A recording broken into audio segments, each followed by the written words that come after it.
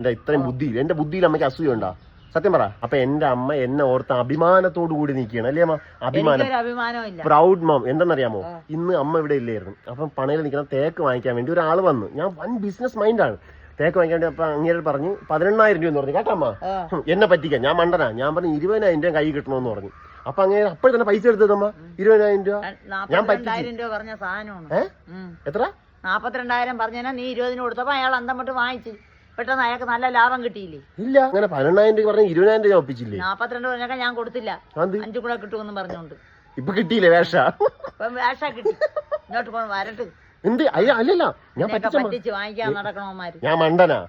ഞാൻ എന്നെ പറ്റിക്കണമെങ്കിൽ അമ്മ അപ്പോൾ പറഞ്ഞു. എന്റെ അടുത്ത് പറഞ്ഞു അമ്മ വരുമ്പോ മുറിച്ചിട്ട് പോവാ. എന്ത്?